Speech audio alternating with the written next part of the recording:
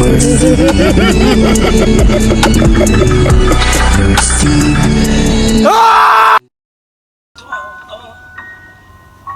lang, siguro nakakadaan lang dito motor. Ayan, nata mo yung daan, oh. 100 lang, motor lang.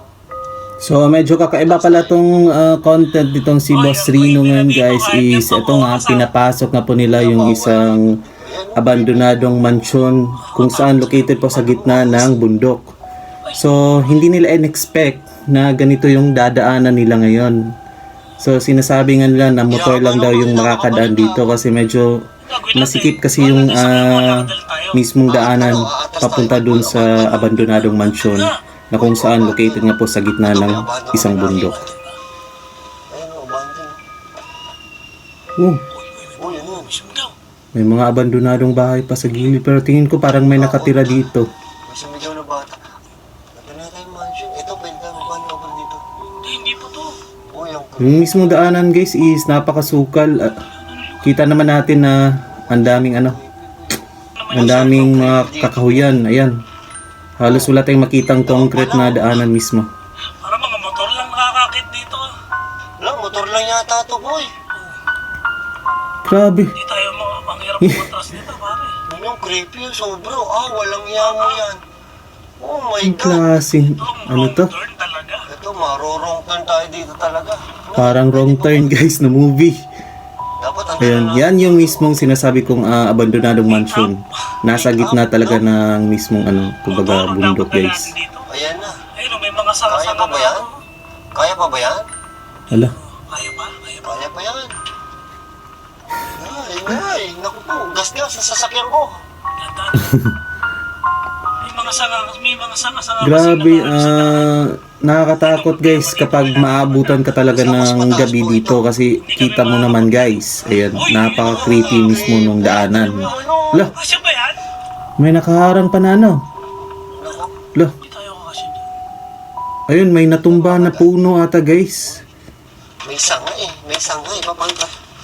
Pero hindi naman siya yung totally na nakahiga talaga mismo sa daan na nakaharang. Parang bahagyang na lang siya. Yun yung iniisip niya ng Boss Rino ngayon kung maano ba siya guys, makakadaan ba yung sasakyan nila. May nakaharang na eh. May nakaharang kasi ayun. May nakaharang na, creepy. Pare, sa gabi, no? Paano to ngayon?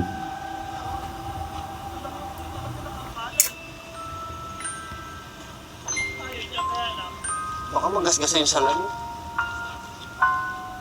Malayo ba ba? Makakadaan ba? Hindi, pasak Parang- yun, boy.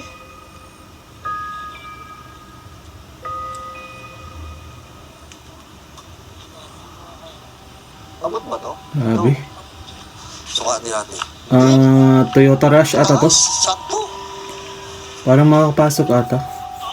Hindi naman siguro Hay, bahala na. Masasablay or Tama ano. ko dyan.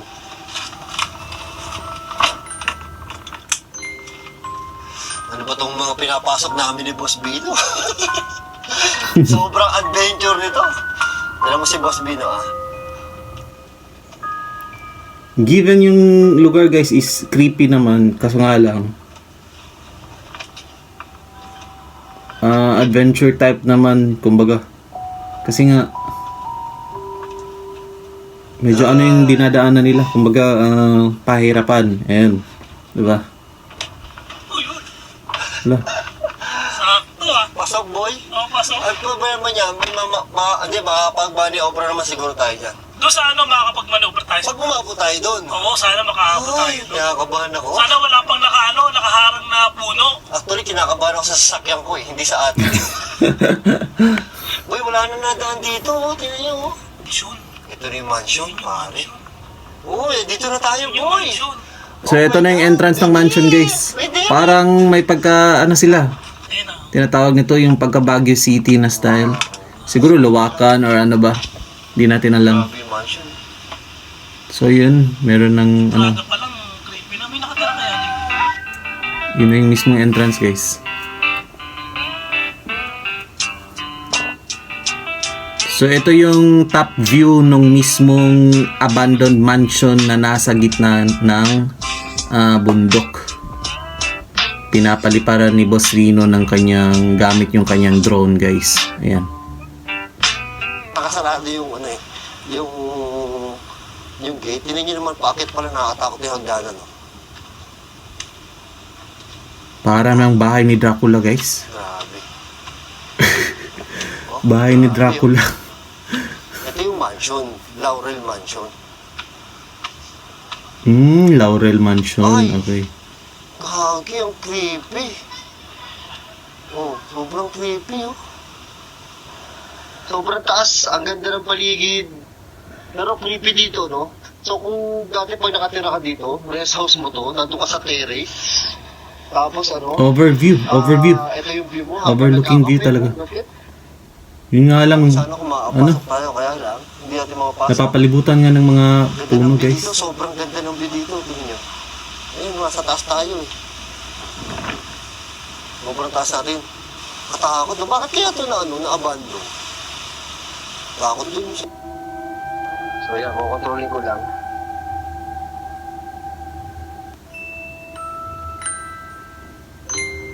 Parang hindi ata mapasok ni Boss Rino. So yung ginawa niya, guys, yung drone na lang niya. Masuwi sa loob. Yung pinapasok niya doon. Grabe, ang dami ng mga grasses doon sa mismong gutter ng bahay na to. So kita naman sa video, guys, di ba? Yan, abandon na nga.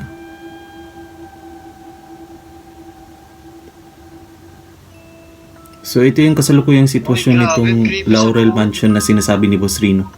Grabe, hindi creepy ng loob oh. May mga ano pa dito. Oo. Nagtitingin ko ng ikot para makita niya.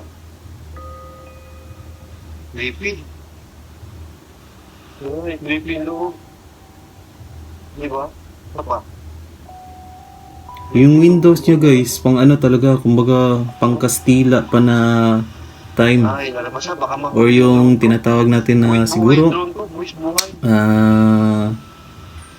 masabit? baka World War pa to, nabuo na tong bahay na to. Nice. So ito yung mismong terrace, overlooking view. Walang satellite eh. Yung gilid, pupunta natin gilid. Galing ni Boss Rino mag-control ng guys, drone. Yung gilid oh. Ooh, creepy. Meron pa din.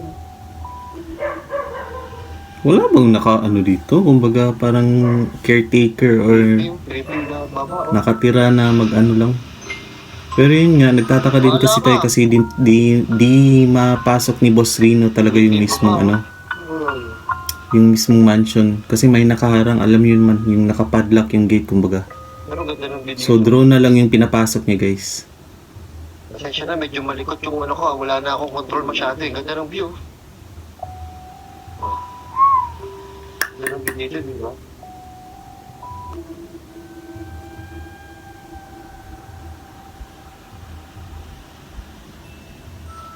Okay, sana yung pinaglagyan talaga ng mismong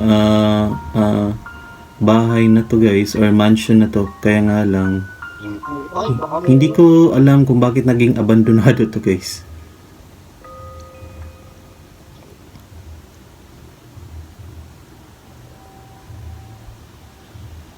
Baka malandingan ko yung eh. Wala naman. Baka magkamali na naman ng landing si Boss Rino, maano na naman tong madadali na naman tong drone niya, guys. But hopefully hindi. Ayan.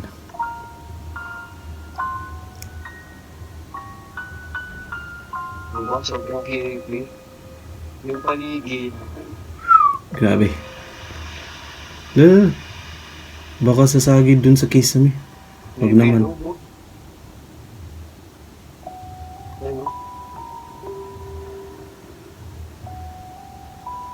Creepy.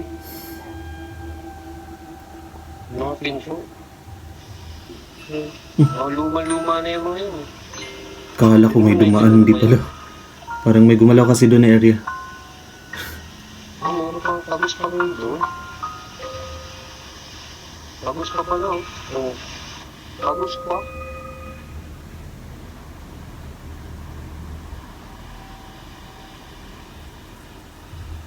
Yan, nandito ako. So yun guys, hindi naman natin totally talaga maikot yung mismong Laurel Mansion na to na sinasabi ni Boss Rino, pero at least nakita naman natin yung current condition talaga ng bahay. Doon sa loob, sa baba. Okay. Kaya gagala ako kayo dito sa gilid ng mansion. Ito yung mansion. So ito. Yan ako galing kanina. Kaya gagala ako kayo dito sa gilid ng mansion. Sobrang creepy dito, tingnan nyo. Dito, Mas nakakatakot talaga kapag gabi, maabutan ka ng gabi dito, Ang hirap kasi diba? nung ang mahirap lang, pag gabi, Ayan. yung daan, di makikita. Kaya kailangan namin bumaba bago magdilim. Kasi yung daan kanina, ang hirap na eh. Ang lakas ng hangin. Pansin nyo ba yung Sobrang lakas ng hangin dito. Oh. Oh, Ang lakas ng hangin guys. sobrang creepy, di ba? Ayan. Sobrang creepy yung mga paligid. Imagine niyo yan, ganyan nakakatakot yung, dito ka naglalakad gabi, oh.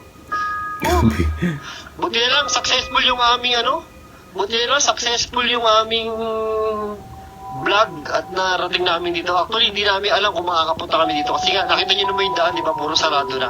Motor kaya, tsaka tao. Pero yung sasakyan kasi hindi ko alam kung pwede, eh. Pero, at least na nakapunta tayo dito, maganda. So, nakita pa natin yung mansion. Sobrang ganda ng view dito. Dati dami napunta daw dito ng mga tao na tumatambay. Ngayon konti na lang kasi nga Yan.